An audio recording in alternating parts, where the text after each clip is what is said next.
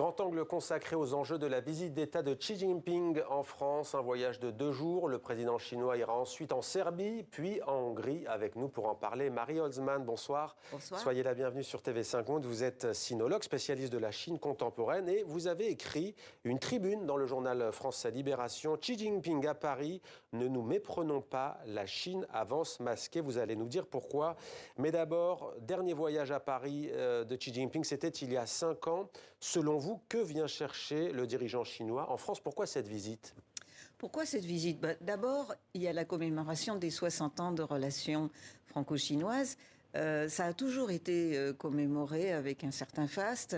Il y a à peu près 300 expositions et événements culturels français en Chine cette année. Et puis un certain nombre d'événements chinois en France. Donc ça, c'est bon, c'est la tradition. Mais surtout, pour Xi Jinping, c'est très important d'être vu avec des grands dirigeants. Pour son image en Chine, ça veut dire qu'il est quelqu'un de très important. Or, pour un dictateur qui n'est pas élu, il faut constamment qu'il montre à son peuple qu'il est quelqu'un qu'il faut respecter. Un mot donc sur ça la fait forme. partie. Ouais, j'aimerais voir sur la forme, on voit le président Emmanuel Macron qui se pose comme, forcément c'est lui l'hôte, hein, donc il se met comme ça en scène. Que pense Xi Jinping, à votre avis, vous qui connaissez bien la Chine, d'Emmanuel Macron? Certains détracteurs du président français disent que il ironise parce qu'il considère que la France, combien de divisions pourrait-on dire? Qu'est-ce qu'il pense d'Emmanuel Macron et de la France? Ce qu'il pense d'Emmanuel Macron, évidemment, je ne peux pas le savoir, mais j'imagine qu'il considère la France comme un petit pays. Et en cela, le fait que Emmanuel Macron fasse venir Ursula von der Leyen, qui dirige l'Europe, ça, c'est une bonne idée. C'est-à-dire qu'il lui dit, oui, je ne suis que la France, mais nous appartenons à un grand ensemble et vous devez prendre ce grand ensemble en considération. Ça, c'est très important. Là, il a bien joué. Mais ça veut dire qu'il reconnaît qu'il Il le reconnaît. Il joue en infériorité, on peut dire. C'est pas ça. Si Xi Jinping était un dirigeant normal, il chercherait à établir des relations normales avec tout le monde. Là, il est dans une relation de pouvoir. Il considère que la démocratie, c'est fini. Il considère que l'Occident est en déclin et que maintenant, ce sont des pays comme la Russie et la Chine qui sont en pleine ascension. Et il veut imposer sa vision du monde. Il ne s'en cache pas. Avec Poutine, entre lui, ils ont tous les deux dit, nous inaugurons une ère comme on n'a jamais vu. C'est-à-dire? C'est-à-dire l'ère des dictateurs. Bon, évidemment, eux, ils vont pas dire ça. Ils vont dire l'ère des gens qui tiennent en compte tous les peuples, qui ne font pas d'ingérence, qui ne sont pas toujours en train de donner des leçons de morale à ce qu'il faut faire et ce qu'il faut pas faire. Nous, on respecte chaque dirigeant, il fait ce qu'il veut dans son pays et on s'occupe pas des droits de l'homme. Est-ce que vous diriez que la France et l'Europe sont naïfs devant ce dirigeant chinois Xi Jinping? Aujourd'hui, par exemple, sur l'Ukraine que vous avez cité, il demande au président chinois de faire tout son possible, d'utiliser toute son influence auprès de Vladimir Poutine pour mettre fin à la guerre. Or, si je lis une partie de votre tribune, s'agissant de l'Ukraine, vous dites qu'en fait, contrairement à ce qu'on pense, la Chine, non seulement elle valide cette invasion, mais elle l'a encouragée, dites-vous. Vous parlez d'un pacte entre les deux. Oui, ça date de février 2022. Ils se sont dit mutuellement qu'ils se soutenaient, qu'ils se vouaient une amitié indéfectible et qu'ils étaient unis. Bon, ils n'ont pas dit unis dans la guerre, mais de fait, si vous regardez, il y a eu un rapport qui est sorti aux États-Unis la semaine dernière qui analyse qui sont les pays qui envoient des armes à la Russie. Or, des composants destinés à fabriquer des armes viennent de Chine. Et donc, sur une échelle, disons, de 1 à 10, la Chine exporte à peu près 6%, enfin 60% des armements à la Russie en ce moment. Donc, c'est clair. Alors j'ai retrouvé l'extrait. Quant au comportement de la Chine par rapport à la guerre en Ukraine, il serait insensé de ne pas comprendre, en lisant la déclaration conjointe sino-russe du 4 février 2022, que l'invasion de l'Ukraine par Poutine a reçu l'aval de Xi Jinping, avec selon toute vraisemblance en contrepartie, dites-vous, un engagement de la Russie à soutenir le moment venu une intervention à Taïwan. C'est très probable. C'est très probable. L'Ukraine est un pays démocratique qu'un dictateur ne peut pas supporter à sa porte. Xi Jinping ne peut pas supporter la démocratie taïwanaise à sa porte. De plus, je pense que les grands dictateurs ont besoin de guerre pour garder le pouvoir.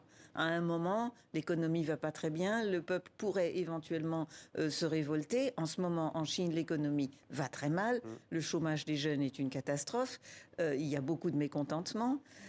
Alors, une dernière information. Une bonne guerre. Alors, une dernière information. Xi Jinping, enfin, en tout cas Emmanuel Macron, remercie Xi Jinping, dépêche de l'agence France-Presse, qui lui a confié qu'il salue les engagements chinois à s'abstenir de toute vente d'armes à la Russie. Il a dit ça? Ouais. Ah bah c'est charmant. Il n'a pas lu le rapport. Ouais. Emmanuel Macron. Mais il est naïf. Il est naïf. Mais regardez, il a passé des heures et des heures à parler avec Poutine au téléphone en lui disant mais voilà Vladimir, tu vas pas faire la guerre, c'est pas la peine. Bah, ça a donné quoi? Alors maintenant, il va faire des compliments à Xi Jinping pour obtenir je ne sais pas quoi, ça ne donnera rien. Je ne sais pas quoi, si, peut-être dans cette bataille commerciale qui se joue en ce moment même. Il faut voir comment c'est féroce, hein, notamment sur le cognac, par exemple. Il y a en France les producteurs de cognac. Parce que Xi Jinping dit aujourd'hui, non, il n'y a pas du tout de surproduction ou autre, mais en fait, il y a bien quelque chose qui se joue. D'un côté, le cognac, de l'autre, les voitures électriques. Quel est le nerf de cette bataille commerciale? Le nerf de cette bataille commerciale, c'est de montrer à l'Occident on en a assez, vous nous menacez, vous voulez nous mettre des punitions, nous interdire ceci, nous interdire cela. Il ne faut pas oublier qu'ils ont les Américains dans le dos et que les Américains disent si vous continuez à envoyer des armements à la Russie, on va vous geler vos comptes bancaires, on va vous interdire de participer au système bancaire mondial, etc. La Chine sera dans une situation épouvantable. Donc, elle essaye de dire à l'Europe, bon, on va faire des accords, on va s'entendre, on va faire du commerce gentiment. Et il y a peut-être une stratégie, je vous demande si elle est maligne ou pas, de Xi Jinping, c'est de dire à l'Europe, coordonnez-vous contre les États-Unis. C'est plus que ça. Xi Jinping et Poutine voudraient rassembler tous les pays qui, pour le moment, ne sont pas pour les États-Unis et l'Europe. Donc on voit très bien, c'est la Syrie, c'est l'Iran, c'est l'Égypte. Et en Europe, c'est la Serbie et la Hongrie, prochaine destination de Xi Jinping. Bon, eux, c'est pas un peu différent, mais le symbole... Quand je dis en Europe, la Serbie n'est pas membre de l'Union européenne, mais elle est géographiquement en Europe. Mais le fait que Xi Jinping aille de la France à la Serbie, c'est quand même un message très fort parce qu'il va inaugurer un centre culturel à l'emplacement même de la bombe jetée par l'OTAN au moment de la guerre en Yougoslavie. Sur l'ambassade chinoise. Sur l'ambassade chinoise. Or, l'ambassade chinoise cachait des émetteurs qui aidaient les Serbes à mener leur guerre. Et c'est pour ça qu'elle a été bombardée. C'était à cause des émetteurs. Ce qui est illégal selon le droit international, de viser une enceinte diplomatique. Tout à fait. Mais les Américains, peut-être, n'ont pas vu que c'était l'ambassade de Chine. Ça, je n'en sais rien. Mais en tout cas, ils voulaient bombarder l'émetteur. Et ils l'ont fait. Donc pour vous, c'est vraiment un grand écart assumé. Oui, mais c'est le 7 mai, c'est l'anniversaire du bombardement. Ouais. Donc c'est un message très fort. Vous voyez ce que l'OTAN nous a fait, eh ben, on lui rend la monnaie de sa pièce, on a reconstruit, on a un centre culturel chinois, on s'installe en Serbie. Je vous signale d'ailleurs qu'il y avait un petit conflit entre la France et la Chine autour du métro de Belgrade. C'est les Chinois qui ont gardé le marché. Je suppose qu'il y a eu un gros dessous de table. Alors, les droits de l'homme, c'est toujours le grand sujet lorsqu'un dirigeant chinois, quel qu'il soit, vient en France, du général de Gaulle et de la normalisation des relations entre les deux pays jusqu'à nos jours. Pas un mot, semble-t-il, à l'heure qu'il est, 18h40 d'Emmanuel Macron, sur les Ouïghours, ni sur les Tibétains. Tous les conseillers des présidents français que j'ai pu rencontrer depuis Mitterrand nous ont toujours dit qu'on parlait des droits de l'homme derrière les portes fermées, que ce n'était pas destiné au public, qu'on travaillait mieux dans la discrétion, dans la diplomatie, etc., etc. Alors, qu'on en parle, c'est possible, mais que ce soit efficace, certainement pas. Peut-on vraiment parler du sort des Ouïghours quand on est président français ou des Tibétains quand on est seulement le troisième partenaire commercial de la Chine en Europe? Ça dépend ce qu'on veut. Si on veut dire au président Xi Jinping que le monde moderne est un monde ouvert, un monde où tout le monde a envie de vivre heureux, de vivre libre, on peut faire passer le message, on peut le faire gentiment et poliment, et de dire qu'on n'a jamais vu des peuples entiers aller demander asile politique à la Chine, alors que tous les jours on voit des Chinois qui demandent l'asile politique en France. Il y a un fait nouveau, c'est que depuis quelques heures, Emmanuel Macron fait partie de l'affiche de campagne de la tête de liste de son mouvement Renaissance, Valérie Ayé. J'aimerais vous lire ce qu'a dit la candidate du pouvoir français pour les européennes. Quand on parle d'internement, quand on parle de stérilisation forcée, d'effacement de la langue et de la culture, c'est à la justice de faire son travail et de qualifier. Mais oui, très probablement, on peut penser qu'il s'agit d'un génocide, a-t-elle déclaré, en précisant bien qu'elle parlait en son nom. Est-ce que vous y voyez peut-être Emmanuel Macron dans ses propos ? Écoutez, j'ai écrit dernièrement un long article pour expliquer que ce qui se passait au Xinjiang était effectivement un génocide, que c'est un mot qu'il faut employer avec beaucoup de soins et de précautions. Génocide culturel. Moi, je parle de génocide, parce qu'à partir du moment où on pratique des stérilisations forcées, qu'on sépare les enfants des parents, qu'on porte atteinte à l'identité culturelle d'un peuple, ça s'appelle un génocide. Alors, quelque chose qu'on aimerait comprendre, il y a plusieurs parlements, dont le Parlement français, qui ont voté un texte, même s'il n'est pas contraignant. Le gouvernement fédéral des États-Unis également, il me semble. Oui. Je parle sous votre contrôle. Pourtant, ça n'empêche pas Joe Biden, Anthony Blinken, son chef de la diplomatie, d'aller à Pékin. Oui, mais alors que la Chine fait du partie peuple du même monde. persécuté continue. Oui, mais s'il n'allait pas à Pékin, ça ne changerait rien. Hein. Donc il vaut mieux qu'il aille à Pékin, il vaut mieux qu'il dise les choses qu'il a à dire. Il les a dit de façon très ferme et très claire.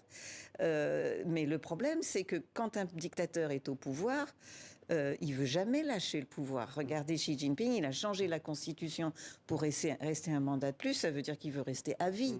Ce qui est intéressant aussi dans votre tribune, pardon de vous couper, c'est que vous dites ce que la France et l'Europe ne veulent pas comprendre, c'est que d'accord, il y a cet homme, le chef du Parti communiste chinois, qui est au pouvoir, et vous le dites peut-être encore pour longtemps, mais les Chinois, dans leur grande majorité, sont d'accord.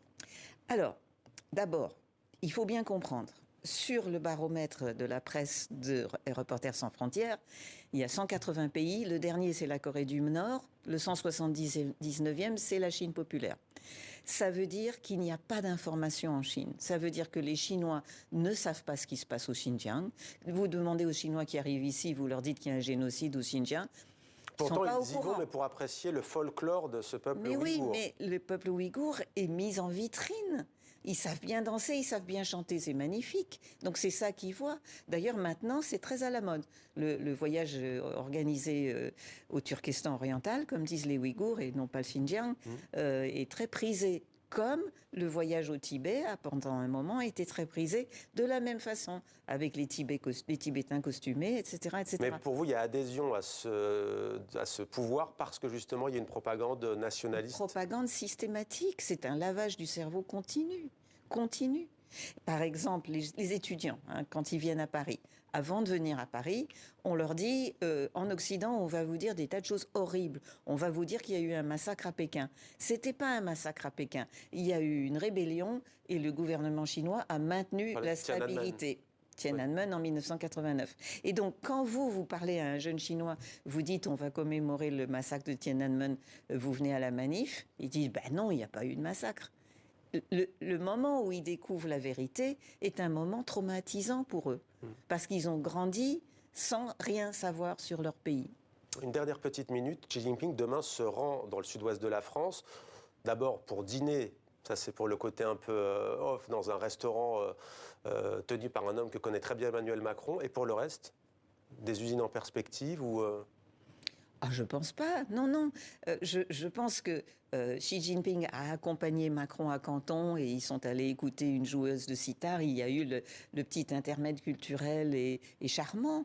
Et Emmanuel Macron pense qu'il peut jouer un peu sur la corde des sentiments de Xi Jinping en lui offrant un moment de détente et de tourisme en France. Merci beaucoup Marie Holzmann pour votre éclairage donc alors que cette visite de Xi Jinping se poursuit en France, visite d'État de 2 jours, on l'a dit, ensuite direction la Serbie pour cette information que vous nous donniez à l'occasion de l'anniversaire du bombardement de l'ambassade de Chine en Serbie à Belgrade et ensuite ce sera la Hongrie dirigée par Viktor Orban. Merci à vous.